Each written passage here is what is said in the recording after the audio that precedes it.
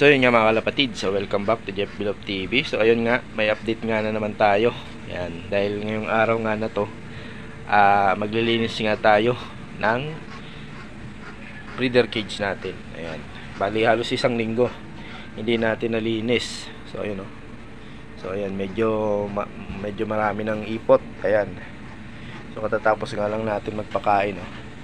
Ayan. So ayun mga kalapatids, ito pala yung update dito sa dalawang ibon natin na breeders na to. Ayun, bali kung makikita nyo yung itlog na yon, nang itlog uli sila, kaso nga lang hindi na natin tinuloy. Yan, ayun o, halos nalaglag na nga yung isang itlog. Ayan, dalawa yan, nabasag na yung itlog. Siyempre kasama pa rin natin si Jepoy. So ayun, dahil maglinis tayo, ayan, hawak ni Jepoy yung spatula. Yan, siya yung maglilinis ng put tray ng ating breeder. Ito nga yung update natin. Kung maalala nyo mga kalapatids, ito yung pinagparis natin, yung hindi natin inalisan ng harang. Ngayon pinagparis na natin itong dalawang ibon no? Mapapansin nyo yung hen natin, ayan, lagi na siya nandun sa gilid. Ayan, sinyalis yan mga kalapatids na malapit na siyang mangitlog. Ito naman sa baba. So ayan, ito pa rin yung apat natin. Ayan, bali ito yung tatlong hen natin, may isang kak dyan. Ito yung kak natin oh. Ayan. So ayun, dahil ayan yung update natin dito sa mga breeders natin.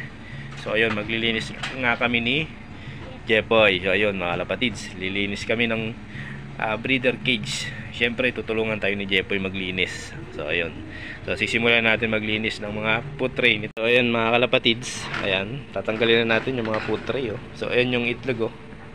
Ayan, bali kung makikita nyo, taglugon ng kalapate.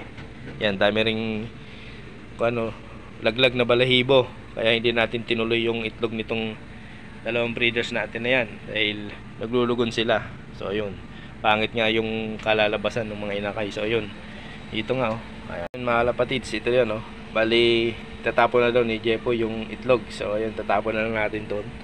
So, dahil nga medyo malalim yung tubig dito sa amin. So ayun, lilinisan na ni Jepo yung food tray. Ayan. So doon na kami naglilinis ni Jepo ng mga food tray doon sa labas. Ayan, dahil tulay naman yung paglilinisan natin dito. Ayan, ayan, doon kami naglilinis ni Jepo ng food tray. Ayan. So ayun, kung maaalala nyo mga kalapatids, ayan, dito yung natin oh, yung stock club natin oh. Bali nalubog na sa tubig. Medyo malalim kasi yung tubig ng silong namin dito. Ayan mga kalapatids, ayan, tapos na ni Jepoy tanggalin yung mga ipot oh. So ayan, bali kukuskusin na lang natin yung mga tray. Ayan, daming ipot, ayun oh. Ayan, bali kakainin na lang ng mga isda yan, mga dalag, yung mga ipot ng kalapate. So ayun, kukuskusin na lang natin tong mga food tray para maibalik na natin dito sa mga ibon natin. So ayan oh.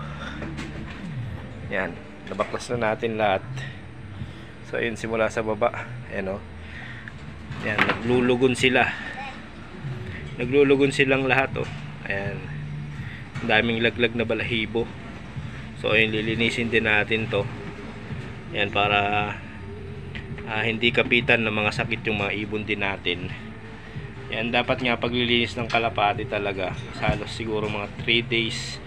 Yan, inabot lang ng isang linggo tong paglilinis natin kasi naging busy nga tayo. So yun. So yun, linisan naman natin yung mga food tray. Tapos na nga natin linisin yung mga food tray ng mga ibon natin, mga breeder cage natin. Ayan. Ayan, nalinis na natin lahat. Ayan, katulong natin si Jepoy sa paglinis. Ayan. Linis na uli sila. So ayan. Ayan. Kailangan kasi talaga mga kalapatids, laging malinis yung mga breeder cage natin, yung mga food tray nila. Ayan, kasi dyan nakakuha ng sakit yung mga kalapate. So ayun. Ayan.